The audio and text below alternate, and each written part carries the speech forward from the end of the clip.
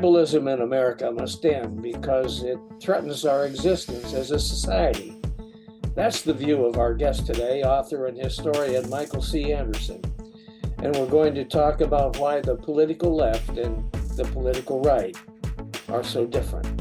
Welcome to Lean to the Left, home of no-holds-barred commentary, plus interviews with fascinating people. Some of them top experts, others simply with interesting stories to tell. You'll never know who'll show up at Lean to the Left. Now here's your host, Bob Gaddy.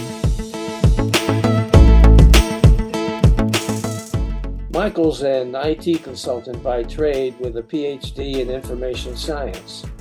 He's just published his fourth book on the subject, titled Twilight of the American Experiment. Without moral balance, our republic will fail. Michael, hey, thanks for joining us on the Lean to the Left podcast. Thank you, Bob. It's a pleasure to be here. Hey, tell us why tribalism in America threatens our society. The main problem is that because the country's gone tribal and almost everyone to right, left of center has entered their tribe, the tribes don't communicate. And because they don't communicate, the society, American society is fractured, and government can't make any progress because there's no consensus on how it should move forward. Okay. It's easy to understand how people can have differing views about social issues, but why is there so much rancor today between the left and the right? It all comes down to one of the main subjects that I write about in all my books, and that's political morality. Political morality is the application of personal morality to politics. So it reflects the behavioral beliefs and tendencies of individuals when they look at government action.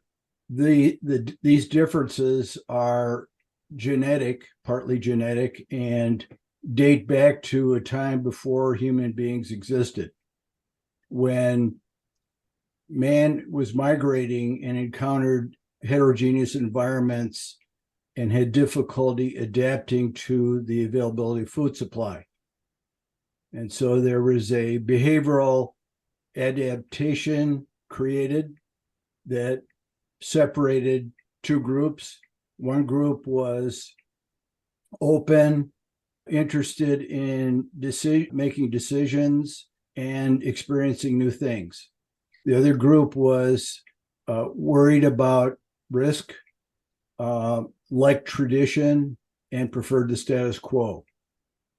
As you can see, those definitions are describing liberals versus conservatives. Why is it that tribalism in America threatens our society, Michael?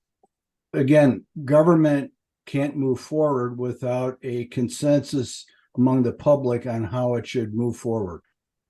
That's the problem. Yeah.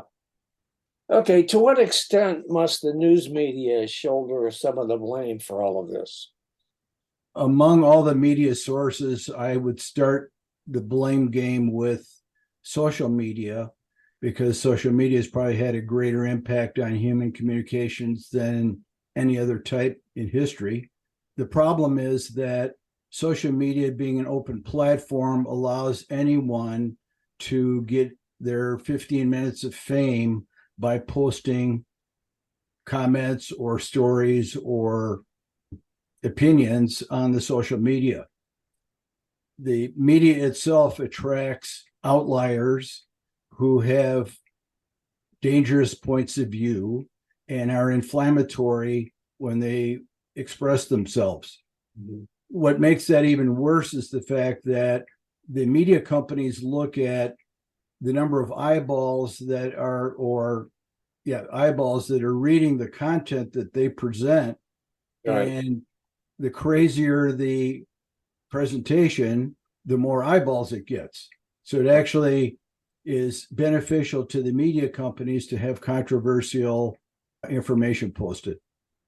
All right, well, that's social media. How about the mainstream media? Mainstream media is slightly biased to the left. They're obviously Fox News isn't, but the rest of the major information outlets are slightly tilted toward the left. I don't see that's a huge problem, although when you're looking at the news or listening to the news, you can detect some bias. That's just, I think, an artifact of the fact that most journalists these days lean toward the left because they're trained in universities who lean toward the left. Yeah, do you not think that the reporters cover incidents that occur, developments that occur? They see what's going on in this world. They see how politicians are responding or not responding. All of that forms their views and how they, I think, influences how they handle covering the news. Do you agree with that? Yeah, journalism has changed a lot over the past 50 years. I think one of the big events that changed it was Watergate, because that got a lot of people interested in investigative journalism as a career. Yeah. But journalists, another thing that's important that's changed is journalists, I think, used to be pretty tight with the First Amendment, and they wanted to do research and discover information about stories and present them in a unbiased way. Lately, though, and I have looked at some polls, and I think it's something north of 50% of journalists feel like it's not their responsibility to present an unbiased view. That's remarkable. I was trained as a journalist back in back in the day, and it just upsets me. It upsets me to see how some of the main media outlets handle articles. It really does, and I feel like there's not the proper sourcing that needs to be done in also many cases. At any rate, let's talk a little bit about your book, Twilight of the American Experiment. Why do you use the word twilight? Because what I'm presenting there is the risk to the future of the United States unless we get back to moral balance. Because the morality in our country is not balanced now. It's controlled by the left, basically, through universities and the media. And of course, they control the culture narrative. And there's a bias on the left, and there's a need to get more balance between the left and the right. Part of the reason for that is Biden's surprising pact with the progressives to support their agenda when he had been a 40-year moderate. Traditional Democrats are the kind of people who have more balanced views and are used to thinking that they have to compromise or negotiate or reach consensus with the right in order to move forward. The progressives are more fanatical and don't really care to make any concessions. You're throwing the blame on progressives, but what about the right-wing crazies that are out there in the media? They're just as bad. I'm a moderate. I'm not an ideologue. I like to stay away from ideology because to me, ideology is a trap. If you become a right-wing authoritarian or something, you're trapped in a ideology that forces you to follow all its rules. There's no question that the radical right is like the radical left in behavior. I just don't think they get as much press, maybe. So you don't read as much about them, and you hear from the progressives a lot more. So that just gives the impression that it causes reaction against the progressives because they're in your face. And so I'm not accusing the progressives of being crazier than those on the right. I'm just saying that part of the problem is the balance and moral point of view. Okay, I just want to make sure that we had a balance. Yeah, let me elaborate on that for a second, because Republicans are equally to blame for this. It's not all on one side. It takes consensus to move forward, as I said. Okay. And the Republicans have a very different personality. And I'll separate conservatives from Republicans because you can be a conservative and not be a Republican, which is the bucket I fall into. But the left is more open and interested in change and desires equality, and they're attracted to government programs that help the needy. The right has other moral priorities. The right prefers loyalty and authority. They believe that a hierarchy is the right way for humans to organize. They like tradition and the status quo, so they don't like things that in their mind ruin their traditions. They're each right and they're each wrong for their own reasons. They're just different. And as I meant to say, neither is right and neither is wrong, but that means that they have to work together to move us forward. Okay. Now, your title includes the words, "Without moral balance, our republic will fail." What are you talking about, moral balance? What do you mean? I'm talking about political morality. So what I'm saying is the left control of higher ed and the media gives them a bigger megaphone than the right has. And the right needs to have a bigger megaphone than they do have, and they have to be more balanced themselves. The Republican Party is very fractured. And unfortunately, the individual ideologies of the member groups are more important to them than unity. So the fact that they can't unify is a significant obstacle to political progress also. Okay. Now, you write on your website that our political system is polarized and ideology is giving a higher priority than the needs of the American people. What's behind that trend? One of the things behind that is the fact that, and I'm sure you can say you've noticed this yourself, in the past 30 years, everything has become political in our society. I mean, in 1990, everything wasn't political. New ideas that started in higher education were published as papers and reviewed and validated before they made it into the public. Now they're published. You can publish a very inflammatory academic article and it gets into somebody's newspaper the next day. Everything is politicized, which means everything offends one side or the other, which exacerbates tribalism. Okay. Now, I'm just wondering how you believe, if you believe, the Trump presidency added to this polarization. I think there's no doubt it added to it because Trump is a polarizing individual. It's very unfortunate to me for the conservative side that they don't have another candidate. And the whole country is forced into choosing between Biden and Trump in 2024, probably, because it looks like they'll both be nominated. Yeah. And I think that's an unfortunate choice. And what it really means is nothing's going to get done till 2028, when the deck gets cleared and we get some new, younger blood as candidates, and we can get by all this polarization. You think it'll require yet another 4 years?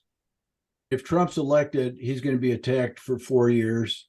Yeah. If Biden's elected, it's probably going to be the same on both sides.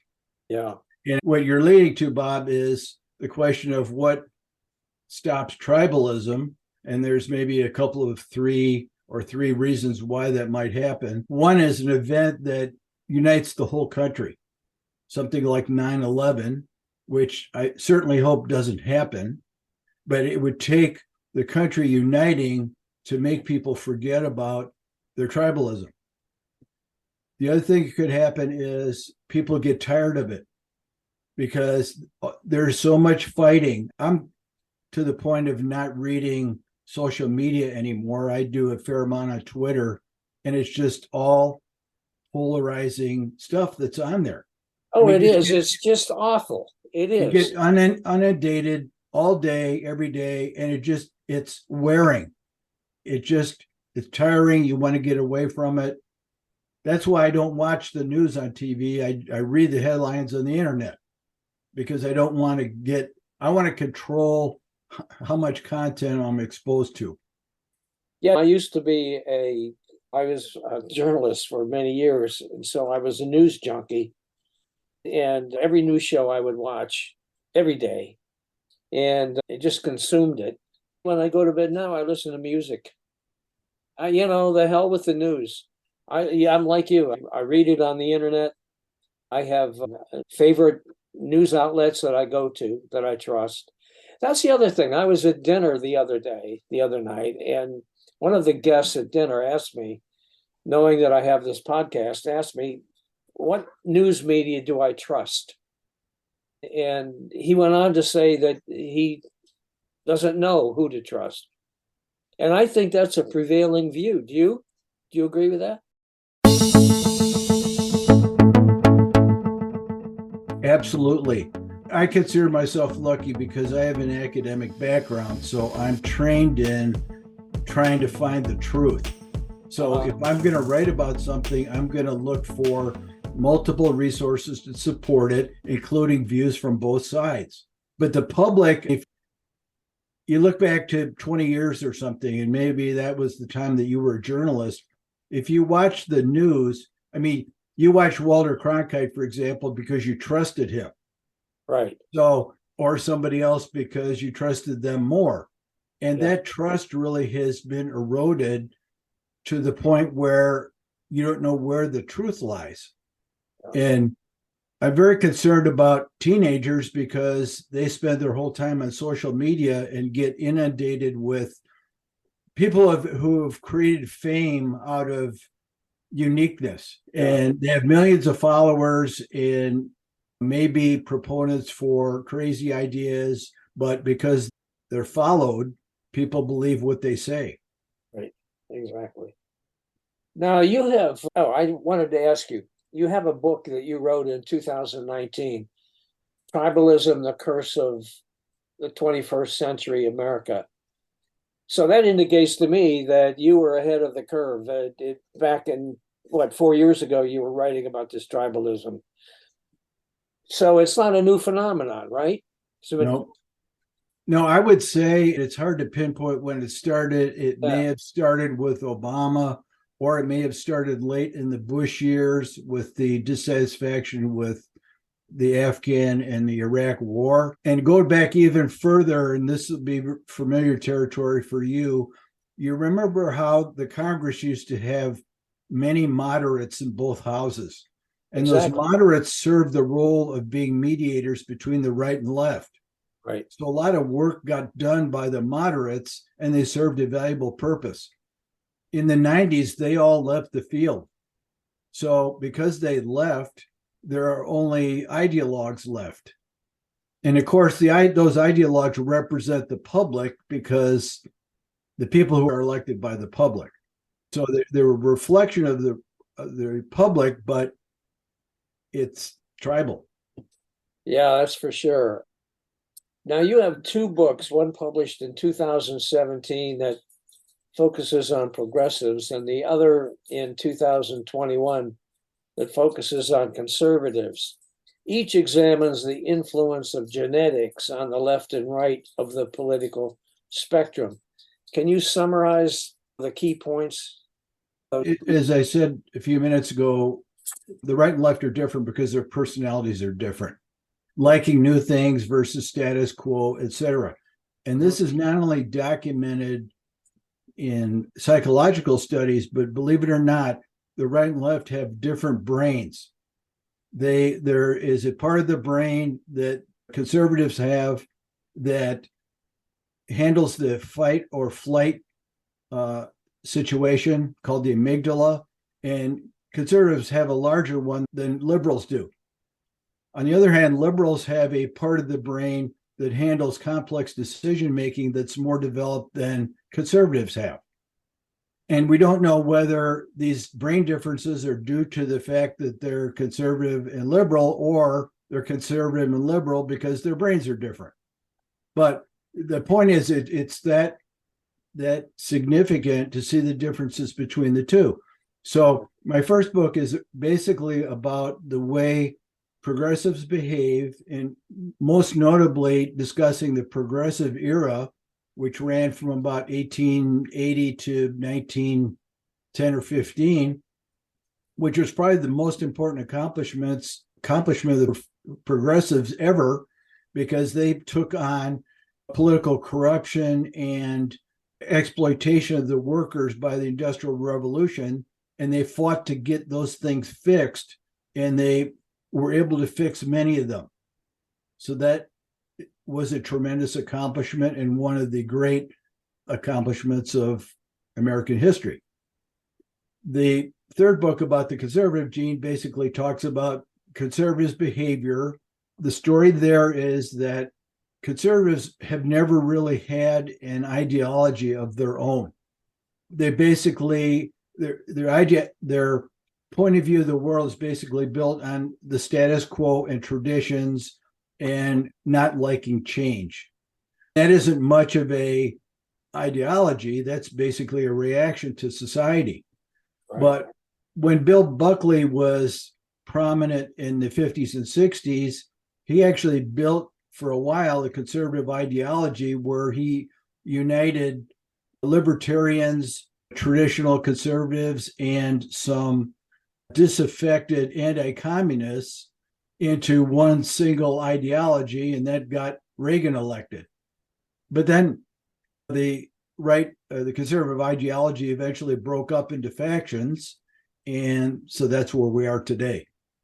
But the left has the ideology of wanting equality. The right has no ideology other than preserving the status quo. Basically, I'm talking about from a personality standpoint. A minute ago, we were talking about the origin of all of this.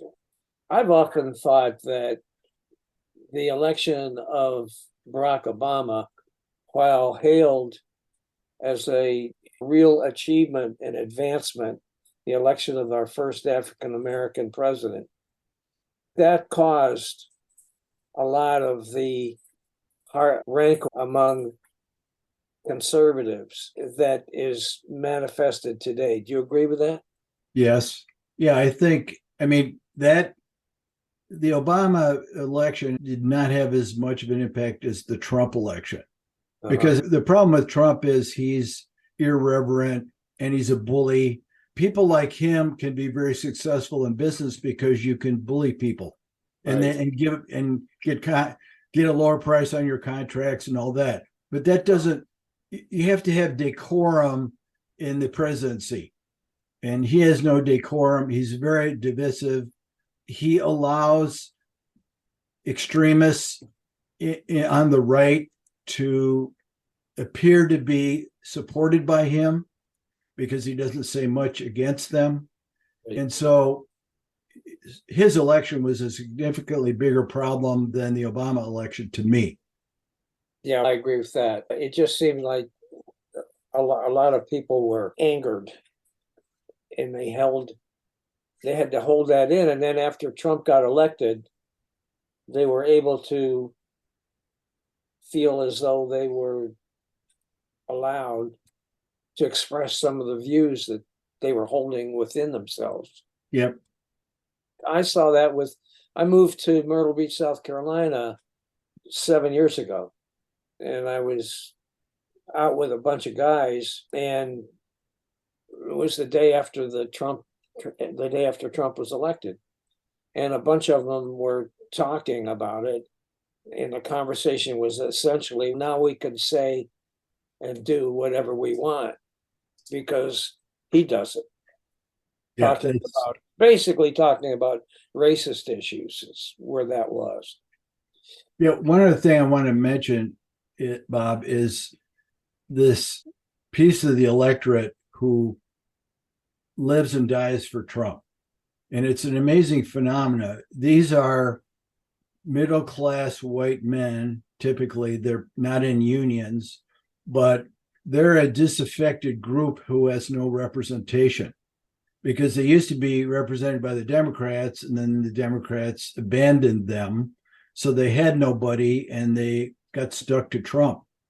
So one of the reasons his poll numbers are always so high is because they never waver. And if there were some way for one of the parties to capture that group, obviously it would make a big difference. But they feel they're isolated with no representation. They hear all this stuff about the mean white man who's a bigot and privileged white men stuff, and they feel attacked, basically. But he doesn't attack them, so he's an attractive candidate. Yeah, it just astounds me how people can vote against their own interests when it comes to supporting Donald Trump. Here in South Carolina, where I live, there's a lot of poverty. You go out, I live in the tourist area of Myrtle Beach, but you go away from here into the countryside, and rusty old house trailers, rusty old pickup trucks, and Trump signs out front. And to me, it just makes no sense. Yeah. Because that guy is not protecting them. He doesn't give a crap about them. Right. I mean, we could get off on a little bit of tangent here, Bob, because we could talk about how effective either party is at taking care of the American people. True. I'm writing a fifth book, and the title is going to be America's Counterfit Democracy, because I'm going to talk about the fact that the interests of the wealthy and the corporations drive the government in the United States and not the people. That is really interesting. When will it be ready? I hope next summer. It's about next summer? Yeah, more than half done now. And I hope to finish it or have it out by next summer, late summer. Excellent. Let me know when you do, and I'd like to have you back on to talk about it. Sure. Now, in 2019, you have a book, Tribalism and the Curse of the 21st Century America. You write that the left and right have to start talking again civilly so the country can move forward by consensus rather than swinging back and forth from one ideology to another. Can you elaborate a little bit more about that? I mentioned a few minutes ago how the Congress now is idealized and there are no moderates in the middle. Yeah. Obviously, that reflects the public. But when you look at, if you look at the spectrum of political views from the progressives on the left to the radicals on the right of conservatism, there's actually multiple groups there.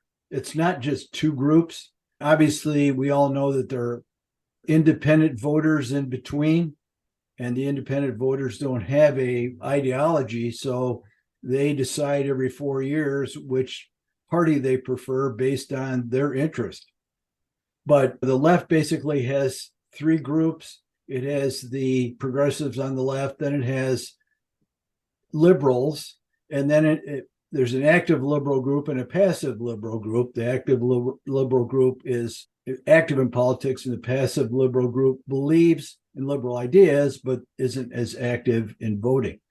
But to me, the traditional liberals hold the key to trying to solve tribalism, because we don't hear anything from them because the progressives have the megaphone. And if you do polling and you ask traditional Democrats how they feel about tribalism, they say they don't like it, and they would be open to compromising with the right about issues that are important to the American people. One of the things that's important to me is, or to talk about, is what an important role traditional Democrats have in trying to work through tribalism by being mediators and starting a dialogue with the conservatives that can be fruitful. Okay. I wanted to ask you where people can find your books, but before I do, is there anything else that you'd like to add to the discussion? No, I think you've been good at pointing to all the critical points that I write about, and so I think we're good. Okay, good. Where can people find your books? What, Amazon? Yep, they're all on Amazon, but I have a author website that's very easy to find. It's mikeandersonsbooks.com. Okay, Anderson with an S at the end, books.com. And all my books are there, and there are links to Amazon from there. okay. And there are reviews of all my books and then other information that might be useful to the reader. There, I have a blog also, and I write about political issues there. Yeah, check out his website. It's a very nice website, very informative, easy to navigate. And Michael, I really thank you so much for being with us on the Lean to the Left podcast. Okay, thank you for inviting me. I had a very enjoyable conversation. Now another quick break, and I'll be right back with some closing comments. Hey guys, thanks for listening. Hope you enjoyed this podcast and that you'll come back on a regular basis and check out our interviews with guests on topics that I hope you find interesting, entertaining, and enlightening. Our episodes stream weekly, every Monday. Let your friends know about this podcast and take a minute to subscribe. Just go to podcast.leantotheleft.net and subscribe. Check out the upcoming interview schedule and listen to all of our episodes. And follow us on social media. Facebook at the Lean to the Left Podcast, Twitter at Lean to the Left 1, Instagram at @BobGaddy_Lean to the Left, and TikTok at Lean to the Left. And you can watch the episodes at YouTube at Lean to the Left. And don't forget to visit our blog site, leantotheleft.net, where you'll find commentary on the news by some excellent writers with progressive perspectives on a whole range of topics. You can sign up as a member there, and of course, it's all free. Now, this is Bob Gaddy signing off for Lean to the Left. Thanks for sharing your time with us.